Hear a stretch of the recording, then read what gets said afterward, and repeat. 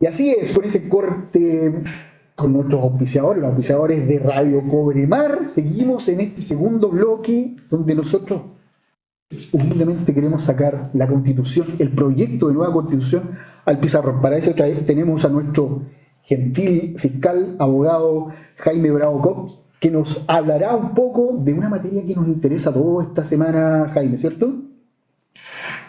Bueno, sí, pero me parece que lo que vamos a hablar esta semana es del mayor interés de todo el mundo. Yo creo que era una de las cosas que más se esperaba, donde estaban puestos las esperanzas de mucha gente en la Constitución y efectivamente porque vamos a hablar del derecho a la educación. Y tú has dado en el clavo, el derecho a la educación. Hoy en día esta Constitución dice todas las personas tienen derecho a educación y es deber del Estado, o el rol del Estado es garantizarlo. ¿Qué significa eso, Jaime? Bueno, a ver, lo que pasa, yo partiría diciendo que lo que me parece más interesante es la formulación que hace el constituyente de educación, porque define la educación.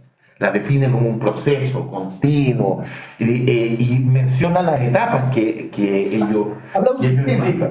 Habla de un sistema, exactamente.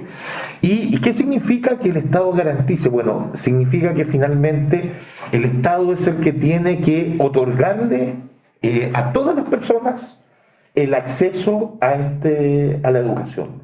Debe otorgar, es obligación del Estado proporcionársela y tomar todas las medidas que sean necesarias. Por ejemplo, nosotros aquí en la región tenemos la realidad de que hay mucha gente que habita el borde costero, ¿cierto? Que en las caletas, qué sé yo, donde no hay en ninguna de las caletas, porque ninguna constituye un polo urbano lo suficientemente grande, no hay instituciones de educación de ningún tipo, ni escolar ni superior, ¿ya? Por lo tanto, si bien hay gente que vive allí todo el año, ¿ya? Es deber del Estado disponer de algún medio para que esos niños que viven en esa caleta puedan desplazarse y asistir al menos a la educación escolar, que es obligatoria. Toda la educación entiendo que desde pre-kinder hasta cuarto medio es obligatoria completamente. Esos son 13 años, me parece. ¿Ya? No sé si es desde el preescolar, que es el pre-kinder, ahora sí, pues desde pre-kinder. Ahora sí, son 14 años. Bueno, entonces todo ese periodo es obligatorio. Entonces es un deber del Estado proveer los medios. Si esa gente no tiene cómo venir, bueno, el Estado tiene que poner un medio de transporte que los acerque. O sea, ¿gratis? ¿Eso? Debiera ser un medio. En la actualidad hay un recorrido que realiza la empresa local subsidiada por el Estado para Exacto. que ellos puedan trasladarse. Claro, lo que pasa ¿Debería ser eso gratis? Bueno, el óptimo sería que fuera gratis, creo yo. Ahora eso va a depender siempre con lo que nos encontramos siempre, digamos, que tenemos necesidades múltiples y recursos limitados. Entonces tratamos de cubrir de la mejor forma las necesidades que existen y por eso es que se subvenciona un servicio que probablemente sin esa subvención del Estado no existiría, porque el flujo de gente probablemente no permitiría sostenerlo. ¿Ya? Súper, Jaime, porque lo que estamos hablando es que es el rol del Estado garantizar. El rol del Estado garantiza. Entonces, como dice a lo mejor Danixia, gratis. Si el rol del Estado va a ser garantizar, debiese ser gratis. Como dice, los recursos, tenemos que trabajar para que los recursos estén... O sea, a ver, eso hay que entenderlo también en perspectiva, porque por ejemplo, si tú te das cuenta en ciudades más grandes donde hay lo que se denomina el transporte público mayor, es decir, buses, micros, que aquí en la comuna de esa realidad no la tenemos. Entiendo que lo que existía antes, de hecho aquí afuera de nuestra sede hay un antiguo paradero de micro. Bueno, en otras partes del país los estudiantes tienen acceso a un pasaje rebajado con la tarjeta nacional estudiantil, la TNE, y eso se ocupa en todas las grandes ciudades de Chile. ¿En qué medida ese beneficio después se puede ir traspasando a los estudiantes que viven la realidad nuestra, es una forma que hay que estudiarlo Y trabajar. y habrá que verlo, sí, con el gobierno regional o el gobierno nacional, ¿no? Exactamente. Pasamos a otro tema, y tú ya un poco lo adelantaste. Hoy se habla, esta constitución propone, esta nueva constitución dice Sistema Nacional de Educación, que está integrado, mira, por la educación parvularia, la educación básica, educación media y superior. Habla de un sistema integrado.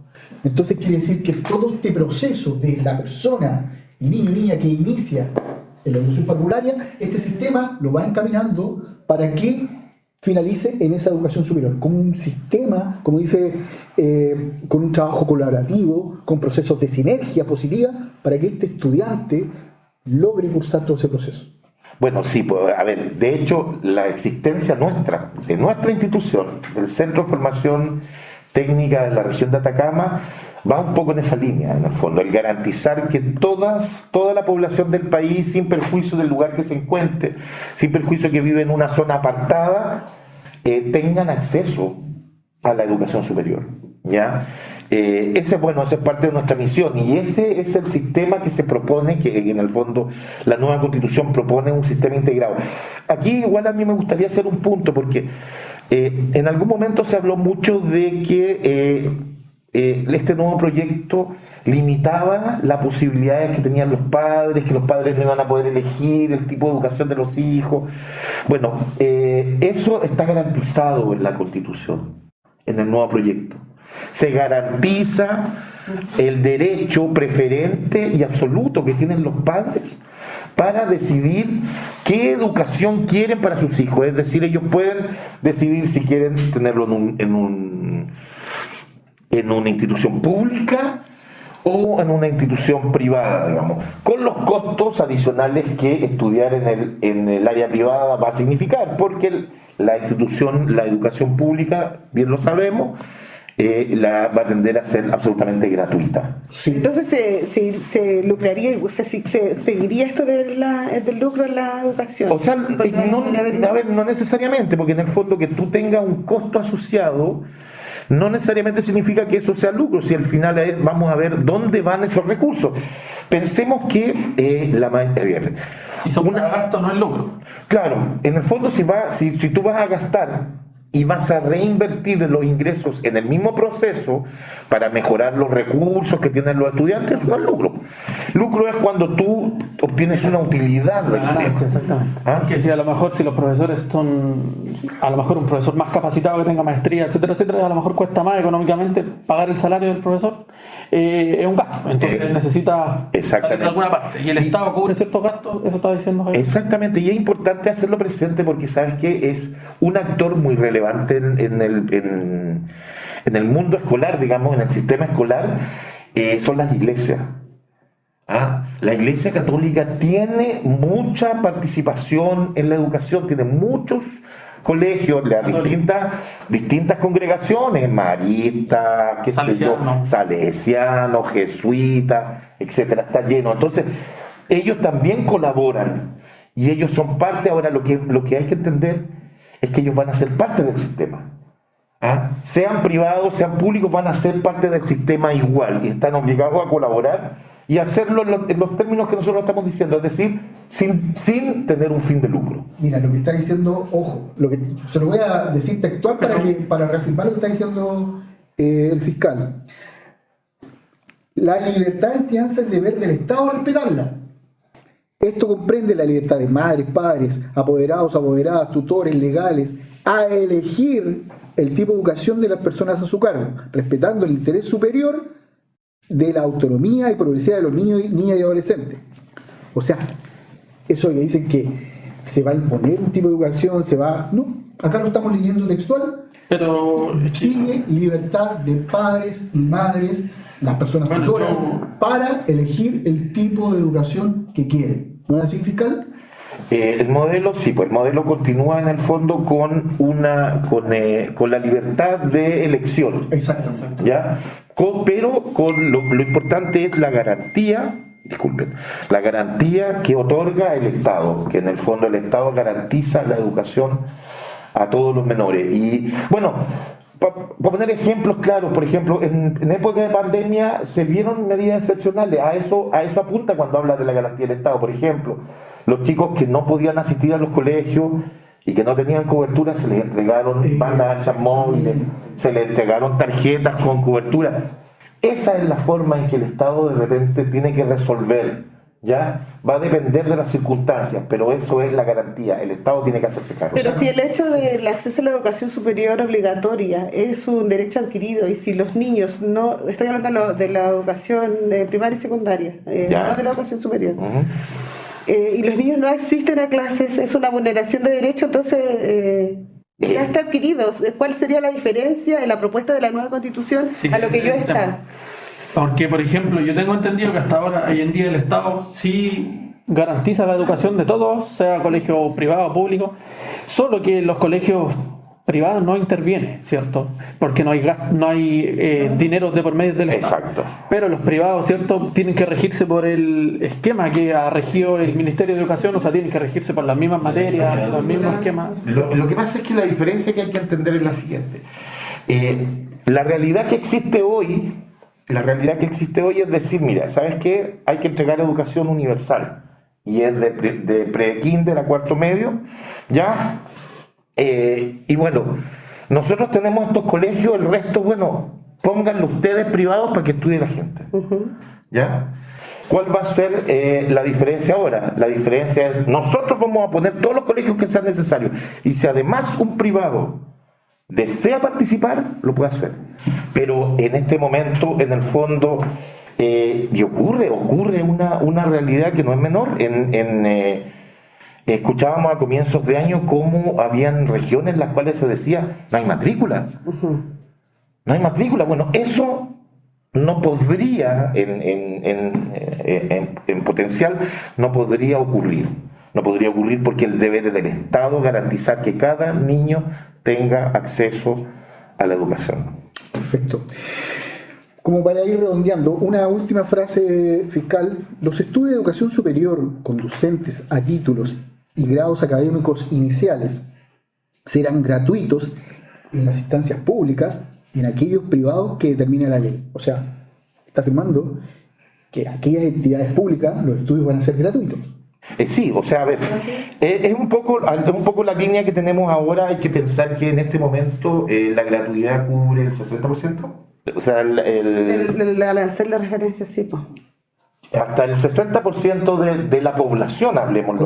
De los quintiles, sí. Los quintiles, sí, ¿ya? Sí. Porque de ahí para arriba lo que hay son como créditos, en el fondo. Bueno, beca o crédito. Bueno, lo que se está diciendo ahora es que el 100% de la educación superior inicial, es decir, cuando hablamos de grados iniciales tenemos que entender, por ejemplo, si alguien entra a estudiar ingeniería o pedagogía, periodismo, medicina, lo que sea, son los grados iniciales. Claro.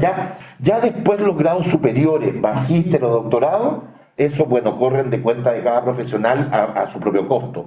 Pero los grados iniciales van a ser todo gratuitos en las universidades públicas y en las universidades privadas. Y ahí sobre un punto también, porque es un punto muy relevante la incorporación de las universidades del llamado G9, que son las universidades privadas con vocación pública. Exactamente. Que son fundamentalmente las universidades católicas, que es la Católica de Santiago, de Valparaíso y de ahí, del norte, del Maule, de la Santísima Concepción, la UDEC y la Universidad Austral, me parece. Y la Federico Santa María. Sí. Que son todas universidades que son privadas, pero que tienen una vocación pública muy importante. Interesante lo que dice Jaime.